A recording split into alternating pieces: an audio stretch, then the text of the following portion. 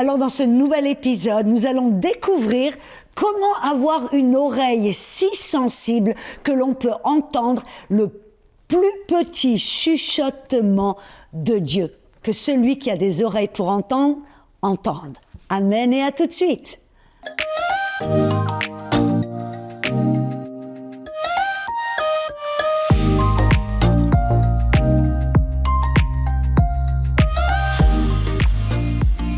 Bonjour les amis, je suis Audrey Mac et bienvenue à notre émission Zone Rafa. Et dans cette émission aujourd'hui, je vais commencer quelque chose, une nouvelle série où je vais parler de la voix de Dieu.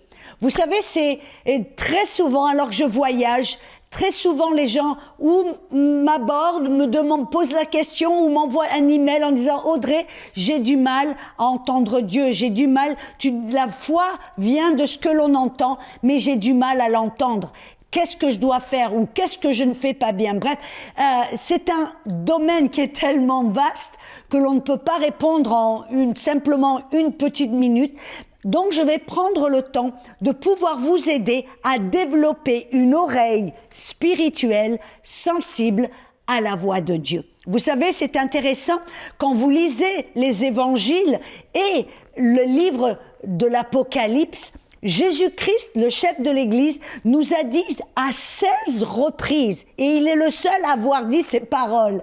Il dit « Celui qui a des oreilles pour entendre, qu'il entende. » Oh, alléluia! Donc, vous et moi, nous devons avoir des oreilles qui peuvent entendre ce que Dieu veut nous dire. Parce que vous savez, Dieu parle tout le temps. Dieu est un Dieu qui communique. Dieu est un Dieu, depuis le début de la Genèse jusqu'à la fin, Dieu parle. Il y a eu seulement 400 ans de silence entre la dernière page de Malachie jusqu'à la première page du livre de l'Évangile de Matthieu. 400 ans de silence. Mais les autres moments, Dieu voulait parler. C'est son désir de communier avec l'homme, d'avoir cette intimité avec l'homme. Ce désir n'a pas commencé dans votre cœur, ça a commencé dans le cœur de Dieu. Mais Jésus nous a dit à 16 reprises que vous et moi, nous devons avoir une oreille qui puisse entendre ce que Dieu est en train de dire. Amen. C'est intéressant.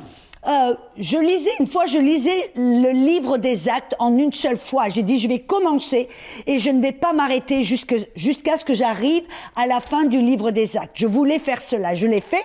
Alléluia. Et alors, je suis tombée sur Acte 9.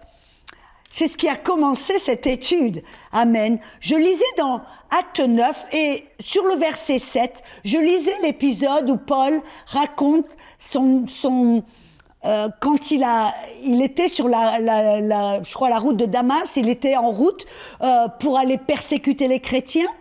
Et là, en route, tout d'un coup, il est tombé du cheval, il a vu une lumière, il a entendu une voix. Et là, Paul raconte ce qui s'est passé. Il dit, il y avait des hommes qui étaient avec moi et qui m'accompagnaient et qui demeuraient stupéfaits, car ils entendaient bien la voix, mais ils ne voyaient personne. Donc, apparemment, ils ont entendu une voix. Alors j'ai dit, waouh, c'est super. Et je continue à lire le livre des Actes. Et tout d'un coup, je tombe sur Acte 22, sur le verset 9. Vous voyez, je venais de lire Acte 9, verset 7. Et là, je lis Acte 22, verset 9. Et qu'est-ce que ça dit? Ceux qui étaient avec moi, il raconte exactement, maintenant il parle à un autre groupe de personnes. Et il raconte exactement ce qui s'est passé sur la route de Damas. Et là, qu'est-ce qu'il dit? Il dit, ceux qui étaient avec moi virent bien la lumière, mais ils n'entendirent pas la voix. Ça m'a pris par surprise, ça m'a choqué, parce que je venais juste de lire dans Acte 9, verset 7, que ses compagnons avaient entendu la voix. Et là, ça dit, ils n'ont pas entendu la voix. Je me dis, attends, il y a quelque chose. Vous savez, des fois, les versets, si on s'arrête à la surface, on ne voit pas la profondeur. Mais alors là, j'ai dit, attends, il y a quelque chose là que je ne vois pas à première vue, quelque chose qui est en dessous, qui est caché. Alors j'ai commencé à creuser, à rechercher, et vous savez qu'est-ce que j'ai découvert? Que entendre la voix avait deux différents sens. Dans le premier verset, dans Acte 9, verset 7, ce que Paul voulait enfin dire, c'est qu'ils ont entendu une voix, mais ils n'ont pas compris le message dans la voix. Ils ont entendu une voix, mais dans le Acte 22, dans le verset 9, ce que Paul dit quand il dit « ils n'entendirent pas la voix », ce que ça veut vraiment dire, c'est qu'ils n'ont pas compris ou entendu le message derrière la voix. Vous savez, vous et moi, on peut être dans une église à écouter un sermon, on peut entendre sans comprendre ou sans savoir ce que la personne est en train de dire. Et c'est exactement ce qui s'est passé. De là, j'ai compris l'importance de ne pas simplement entendre, mais de pouvoir comprendre le message derrière la voix. Amen. Et alors que j'ai commencé cette étude, le Seigneur m'a amené, voyez, dans les passages où il dit « Celui qui a des oreilles pour entendre, qu'il entende ». Ceci se trouve dans la parabole du semeur. La parabole du semeur. Et vous savez, c'est tellement important pour vous et pour moi de ne pas seulement entendre la voix, mais de comprendre ce que cette voix veut nous dire, parce que notre foi en dépend. Voyez, la Bible dit, Romains 10, 17, que la foi vient de ce que l'on entend, et ce que l'on entend vient de la parole que Dieu nous communique. Et nous devons pas seulement entendre, mais comprendre, recevoir le message que Dieu nous donne. Et donc de là, l'importance d'avoir une oreille qui peut entendre. Et alors le Seigneur m'a amené à la parabole du semeur.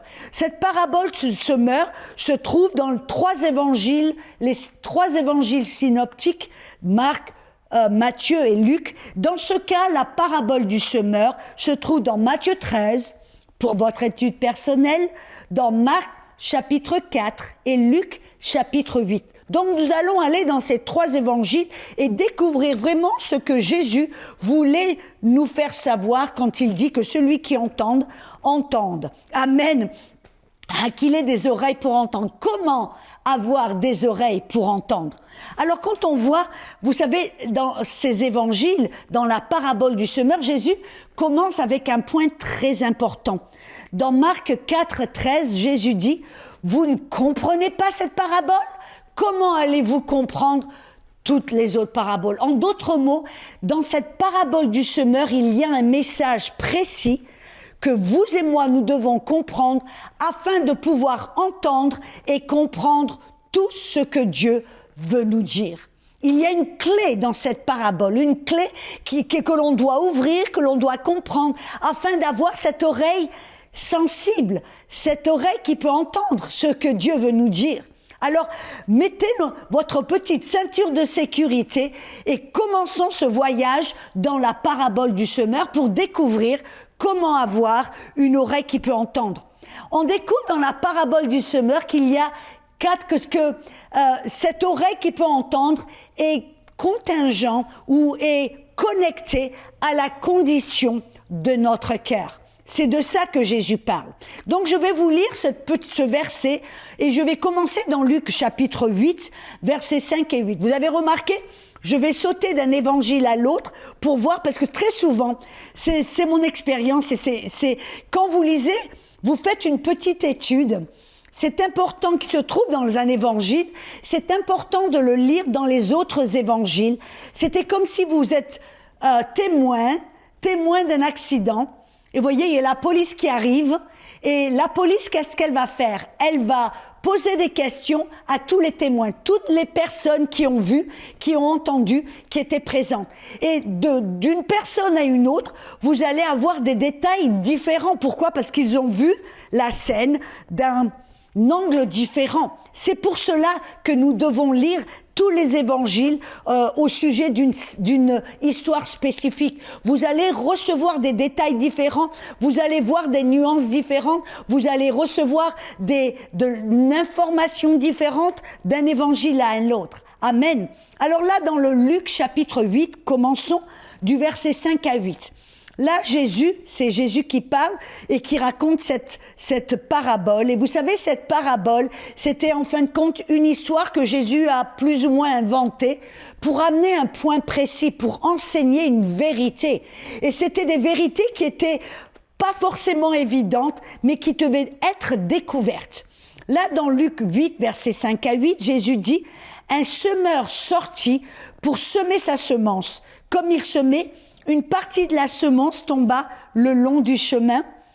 Elle fut foulée aux pieds et les oiseaux du ciel les mangèrent. Une autre partie tomba sur le roc et quand elle fut levée, elle sécha parce qu'elle n'avait point d'humidité. Une autre partie tomba au milieu des épines. Les épines crurent avec elle et l'étouffèrent.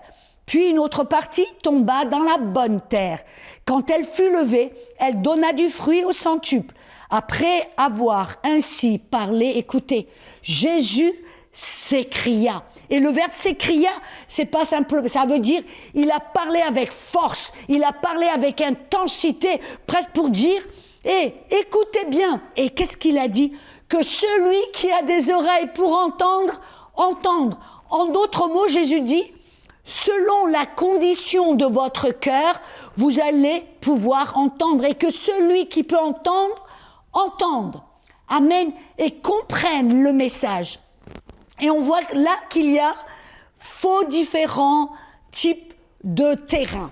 Il y a le bord de route, il y a le sol rocheux, rocailleux, il y a le sol épineux, amen, avec des épines et des ronces, et il y a le bon sol.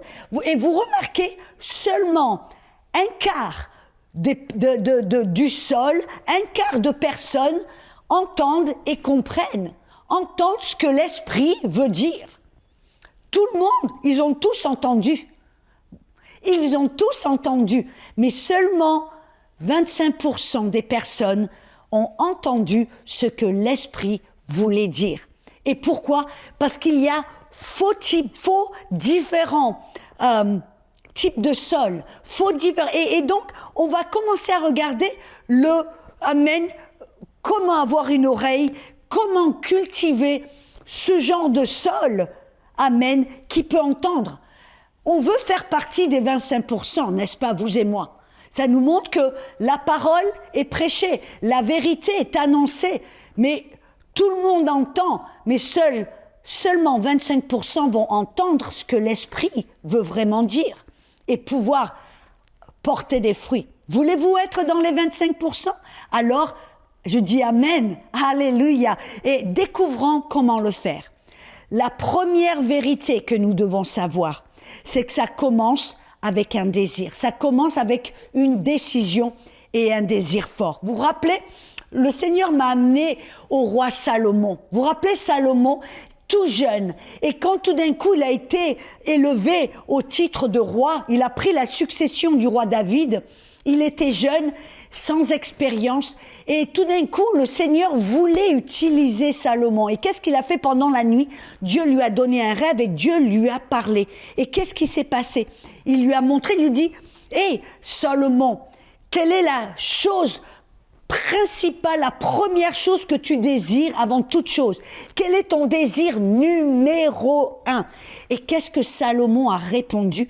Il a dit, « Donne à ton serviteur un cœur qui écoute, pour juger ton peuple, pour discerner entre le bien et le mal. » Vous voyez, quand je lis la prière ou la réponse de Salomon, ça me rappelle un dessin animé que j'ai regardé quand j'étais petite, La lampe d'Aladin. Vous vous rappelez quand Aladin, il est dans la grotte, dans la cave, et il voit le génie qui a bien... Et Aladin, qu'est-ce qu'il a fait? Il avait frotté la petite lampe, et tout d'un coup, il y a ce grand génie, maître, commande, et c'est ton commandement et mon désir. Je ne sais pas exactement ce qu'ils ont dit. Mais voyez, là, à ce moment-là, Aladin aurait pu choisir n'importe quoi, les richesses, la popularité, la puissance, la beauté. Il aurait pu choisir, tout était accessible et tout était devant lui. Mais Aladin a choisi une seule chose. Et de la même manière, c'est exactement ce qui s'est passé avec Salomon. Il aurait pu choisir la puissance, il aurait pu choisir la popularité, il aurait pu choisir la richesse. Mais Salomon a choisi une chose, d'avoir un cœur qui puisse entendre la voix de Dieu. Et voyez, Dieu lui a donné la sagesse. Et avec cela, il a tout eu. La richesse, la popularité, la beauté, les femmes, bref. En d'autres mots, la question à laquelle je viens, la question que j'aimerais vous poser, est-ce que entendre la voix de Dieu, est-ce que entendre Dieu et comprendre, est-ce que c'est votre désir le plus grand? Et c'est quelque chose que vous allez devoir décider. Amen. Parce que la vérité, c'est que Jésus nous révèle que tout le monde ne veut pas automatiquement entendre la voix de Dieu. C'est intéressant. J'ai vu dans Matthieu 13, dans le verset 15, il dit, Jésus nous déclare, ou Jésus nous révèle, il dit, le cœur de ce peuple est devenu insensible.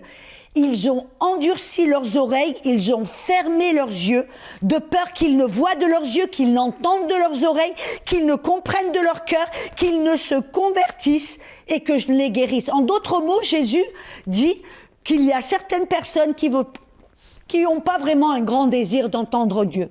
Amen. Et c'est pas leur désir, c'est pas leur objectif. Et j'aime bien dans la traduction de la Passion, et quand il dit ils ont fermé leurs yeux, cette Bible dit ils ont délibérément fermé les yeux sur la vérité. Et c'est exactement un peu le chemin, vous voyez, le bord du chemin. Ils ont entendu la parole comme tous les autres, mais ils n'avaient aucun désir de connaître la vérité. C'est quelque chose d'intéressant, parce qu'il y a des personnes qui entendent, mais ils ne veulent pas forcément entendre la vérité. Pourquoi? Parce qu'entendre la vérité, des fois, ça exige que vous et moi, nous ayons à changer. Nous ayons à nous adapter. Nous ayons à nous débarrasser de certaines choses. Moi, je me rappelle une fois, j'étais dans mon église, et j'ai vu une dame qui était à l'église, et elle venait tous les dimanches, et elle garait sa voiture, là, devant l'église, toujours. Et je voyais qu'il y avait un sticker sur son pare-brise, qui était au sujet d'un président qui était pro-avortement, pro-homosexualité, qui avait même couvert, qui s'était battu pour faire une loi pour propager l'homosexualité partout dans le monde. Et il avait, le jour où cette loi a été signée, la Maison Blanche était couverte du drapeau d'homosexualité. LGBTQ, bref. Vous comprenez ce que je veux dire. Et donc, j'ai vu cette dame qui aimait Dieu, elle était à l'église, elle louait le Seigneur. Donc moi, dans mon innocence, je me suis dit, mais forcément, elle ne connaît pas la vérité. Elle approuve de ce président, elle a voté pour ce président, elle a même un sticker sur son pare-brise pour ce président.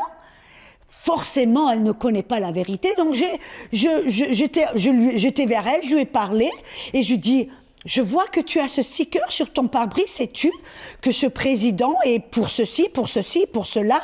Et elle me dit, ouais, vraiment. Et puis, je commence à lui dire, je dis, vous savez que j'étais en Afrique et je suis restée dans la maison d'un couple qui travaillait à l'ambassade américaine.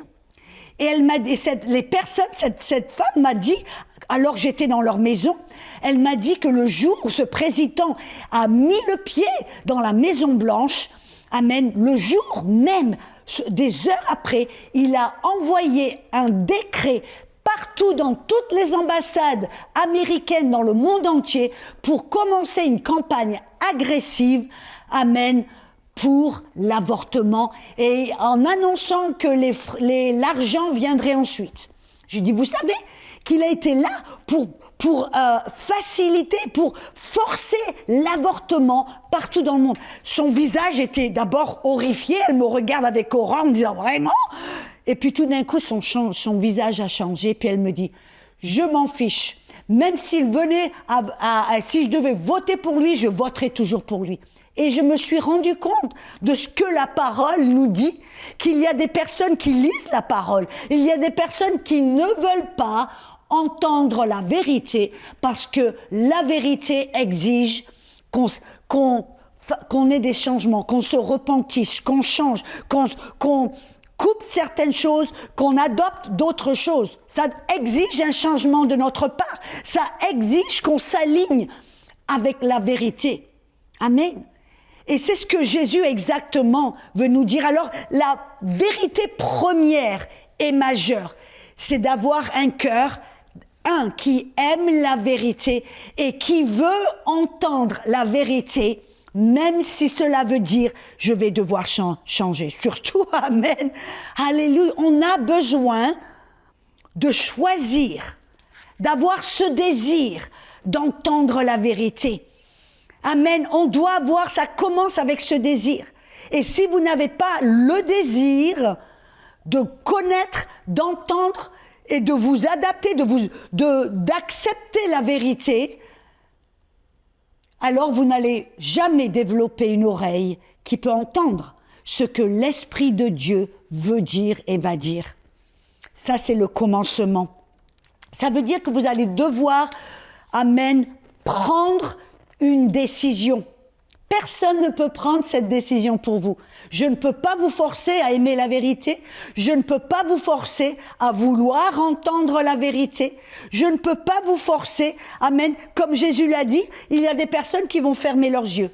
Vous voyez, et c'est intéressant, parce que souvent les gens disent « Oh, j'ai prié pour la guérison, je ne peux pas être guéri. » Et là, Jésus même nous révèle. Je veux, dans Matthieu 13, 15, il dit « Il y a des personnes qui ont fermé leurs yeux, de peur qu'ils n'aient à voir, quoi? La vérité, de peur qu'ils n'aient à entendre de leurs oreilles, quoi? La vérité, qu'ils ne comprennent de leur cœur, qu'ils ne se convertissent. Et convertissent, c'est la parole repentisse. Ça veut dire, repentisse, c'est changer notre manière de penser, faire demi-tour, afin de changer notre manière d'agir. Et Jésus dit, si ces personnes sont disposées à ouvrir leurs yeux, ouvrir leurs oreilles, changer, accepter la vérité, je pourrai les guérir. Et donc ça commence avec un désir fort, tout comme Salomon, qui a dit, Seigneur, je ne veux pas, même pas les richesses, je ne veux pas ceci, je veux un cœur qui peut entendre. Et pour entendre, ça existe que c'est un cœur qui veut la vérité, même si ça dérange. Même si on doit se repentir et changer notre façon de vivre. Alléluia, c'est la chose la plus importante. Amen. Et ça veut dire qu'on doit aller à contre-courant de notre culture. Notre culture n'aime pas la vérité. Notre culture va contre-courant avec la vérité. Vous vous rappelez ce que la Bible dit? Qu'à la fin des temps, le mal sera appelé le bien sera appelé le mal. Mais ça veut dire pour vous et pour moi, enfants de Dieu. Amen. Si nous voulons avoir cette oreille sensible, nous allons devoir changer, choisir, désirer, comme, vous voyez, comme Aladin, comme Salomon, choisir d'entendre la vérité, dire Seigneur, je veux entendre la vérité, même si ça va me coûter. Amen. Et j'aime bien, vous savez, il y a un verset qui dit dans Proverbe 22, dans le verset 1, il dit « Le cœur d'un roi dans la main de l'Éternel et des ruisseaux d'eau, et Dieu l'incline à tout ce qui lui plaît. » Oh, souvent on dit oui, le cœur des rois est dans la main du Seigneur, Dieu va faire ce qu'il veut. Non, c'est pas ce que ça veut dire. Ça veut dire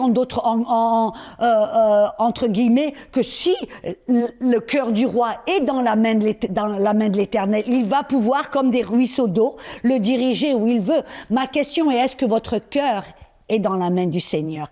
Est-ce que votre cœur désire plus que toute autre chose d'entendre la vérité? Amen. Alléluia. J'aime bien Daniel. Vous vous rappelez, Daniel qui a été expatrié à Babylone dans un monde qui était ignoble, un monde d'idolâtrie. Amen. Un monde qui était complètement à contre-courant avec le royaume de Dieu. Et quand il est arrivé, même s'il était tout jeune, vous savez ce que Daniel a fait? La Bible dit qu'il a résolu dans son cœur de ne pas se souiller. On va devoir se résoudre, prendre une décision, de se dire, Seigneur, avant toute chose, je veux désirer la vérité. Je veux désirer plus que toute autre chose, entendre ta voix, avoir une oreille qui peut entendre et comprendre ta voix. Et vous dites, oh, je ne sais pas si je désire cela. Alors peut-être que vous pouvez prier que Dieu vous donne le désir de désirer. Amen. Dieu est tellement bon. Peut-être que ça commence avec vous, dire « Oh, je ne suis pas trop sûre, mais Dieu, donne-moi le désir. » Et donc, je veux prier pour vous. Parce que la Bible nous dit que Dieu peut créer le vouloir et le pouvoir dans votre cœur. Philippiens 2,13. Dieu peut même créer le vouloir. Mais ça commence en disant « Ok Seigneur, donne-moi le vouloir, donne-moi le désir et décidez maintenant. » Et je vais prier pour vous maintenant. Êtes-vous prêts à prendre cette décision? Je vais vous dire la vérité, c'est inutile même d'aller de l'avant si vous ne prenez pas cette décision de choisir d'entendre la vérité, de choisir de dire Seigneur, peu importe ce que tu me dis, peu importe ce que tu me demandes, peu importe ce que la vérité exige, je vais avoir un cœur qui dit oui Seigneur, donne-moi comme Salomon un cœur qui peut entendre. Seigneur, je prie pour mes amis qui me regardent, qui m'écoutent. Je prie Seigneur au nom de Jésus que tu leur donnes ce désir ardent, ce désir comme Salomon qui aurait pu demander pour tout et pourtant il a demandé une chose. Un cœur qui puisse entendre. Seigneur, je te demande de nous donner, je me mets aussi moi-même, je m'inclus dans cette prière. Donne-moi un cœur qui en veut plus. Un cœur qui veut entendre ta voix au premier soupçon, au premier petite voix, au premier, Seigneur, chuchotement. Je veux entendre ta voix. Afin, Seigneur, que je puisse changer. Afin que je puisse, Seigneur, être une bénédiction, connaître le bien et le mal, afin que je puisse être une bénédiction pour les autres. Je prie pour mes amis, Seigneur, donne-leur un cœur comme Salomon qui peut entendre ta voix pour connaître le bien du mal, pour connaître, Seigneur, au premier chuchotement de ta voix, qu'ils puissent entendre et se repentir et se convertir. Amen. Alléluia, alléluia. Seigneur, que ce désir s'agrandisse, que ce désir, Seigneur, commence à prendre encore plus d'ampleur dans nos cœurs. Je dis oui, Seigneur, au nom de Jésus. Alléluia, alléluia. Amen, amen et amen.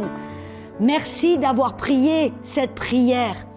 Alléluia, que ce soit votre confession tous les jours. Voyez, tous les jours, je dis, Seigneur, je veux t'entendre, je veux marcher avec toi, parle-moi. Rappelez-vous ce que j'ai dit, que celui qui a des oreilles pour entendre, entende ce que l'Esprit de Dieu veut dire.